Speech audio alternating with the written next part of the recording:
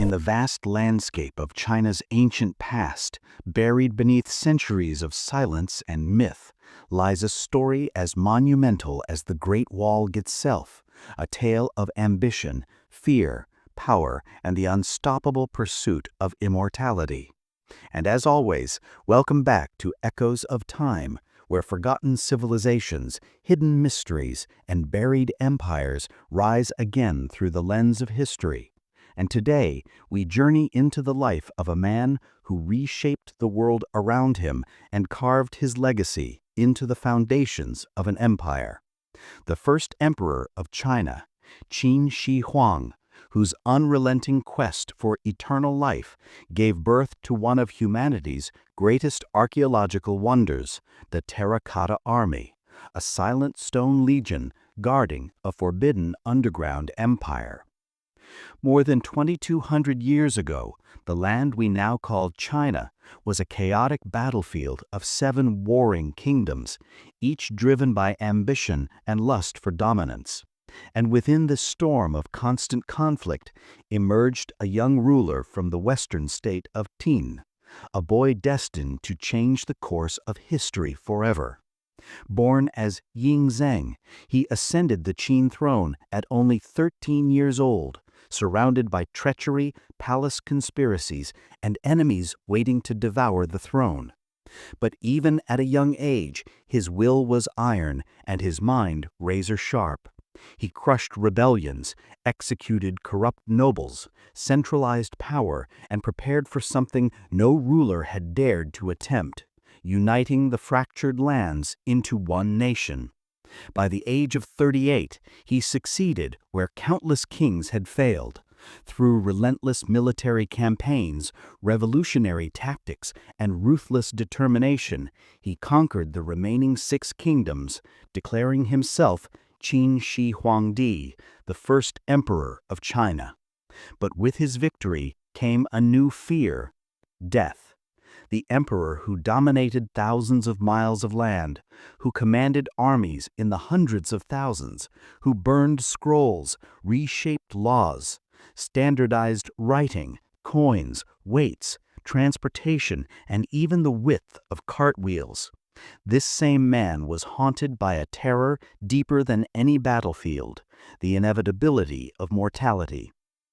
Legends say that the emperor could not sleep at night, wandering through his palace chambers with flickering oil lamps, whispering to astrologers, doctors, alchemists, and sorcerers, demanding answers to the same question: how can I live forever? The alchemists promised him magical elixirs, potions created with rare herbs, exotic metals, and the infamous mercury pills that were believed to preserve the body but instead slowly poisoned him. Yet the emperor believed in their power. He sent expeditions across the seas in search of mystical islands where immortals were said to dwell. He consulted the ancient texts of the Taoists, seeking ways to transcend the human body, and he ordered the construction of secret underground laboratories where alchemists worked day and night. But while the emperor pursued immortality in the world of the living, he also prepared for domination in the world of the dead. Purposefully, silently, and on an unimaginable scale, he commanded an army of craftsmen, sculptors, engineers, metalworkers, and laborers, over 700,000 people, to construct a subterranean kingdom that mirrored the grandeur of his earthly empire. This hidden world beneath the ground would be his eternal court, his eternal palace, and his eternal battlefield. The centerpiece of this colossal project was the Terracotta Army. More than 8,000 life-sized warriors, each uniquely crafted with individualized faces, hairstyles, armor, and weapons, frozen in time as if ready to march into an immortal war. No 2 soldiers were alike, a detail so astonishing that modern researchers still do not fully understand how artisans achieved such diversity. Some theories suggest that the faces were modeled after real soldiers, while others believe the artists used early forms of mass production combined with personalized finishing touches. Alongside the warriors stood horses, chariots, generals, archers, infantry, and even acrobats and musicians, an entire empire sculpted in clay. Their purpose was clear: protect the emperor in the afterlife and ensure his rule did not cease with death. But the Terracotta Army was only one part of a kingdom more massive than anything the ancient world had ever witnessed. Buried deeper and farther from the main pits lay the emperor's tomb, a sealed chamber untouched since the day it was closed over 2 millennia ago. Ancient Chinese historian Sima Qian recorded its wonders with eerie detail. He wrote that the tomb contained rivers and seas of flowing mercury, crafted to mimic the geography of the empire, with mountains made of bronze and ceilings inlaid with pearls to represent the stars. Researchers today have confirmed high levels of mercury around the tomb, suggesting that these accounts may be true. But the tomb has never been opened. Modern archaeologists fear that any attempt to enter might damage fragile artifacts or disturb dangerous levels of toxic mercury. And so the emperor sleeps in darkness, guarded by a silent army that has watched the earth above for more than 2,000 years. The mystery deepens when we consider how such an enormous project was completed in secrecy. Workers who knew too much mysteriously vanished. Many were buried alive to protect the secrets. Tunnels were collapsed intentionally, and deadly traps, crossbows that would fire automatically, were installed around the chamber.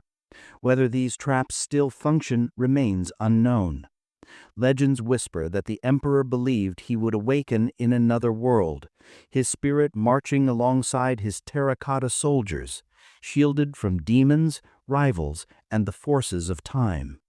His obsession grew so extreme that in his final years he rarely remained in one place, traveling constantly, searching for elixirs and magical springs. But fate would not bend to his will. The very substance he believed would grant him immortality, mercury, was slowly killing him. On a journey through the eastern provinces, the immortal emperor grew weak, trembling, and fevered. He died at the age of 49, though his ministers hid his death for weeks, placing carts of rotting fish around his wagon to conceal the smell of decay.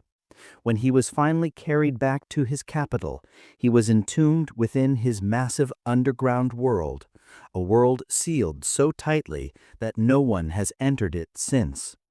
After his death, the Qin dynasty collapsed within only a few years. An empire built by fear and domination could not survive without his iron-willed master. His sons fought for power, rebellions broke out across the land, and eventually the Han dynasty replaced the Qin.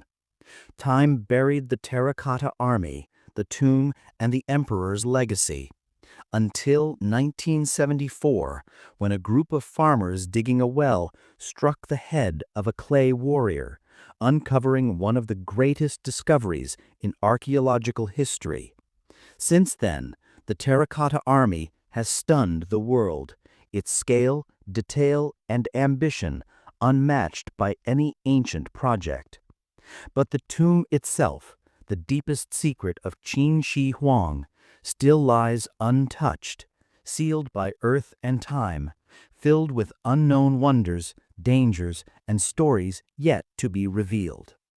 Today, the legend of the immortal emperor continues not in the potions he drank, nor in the crown he wore, but in the silent army that stands guard over him, generation after generation, waiting for the day when the world may finally be ready to uncover his final mystery. And as we close today's journey into the ancient past, if you enjoyed traveling through history with echoes of time, make sure to like, subscribe, and hit the notification bell so you never miss another story that brings forgotten worlds back to life. Thank you for watching, and until next time, keep exploring the echoes of the past.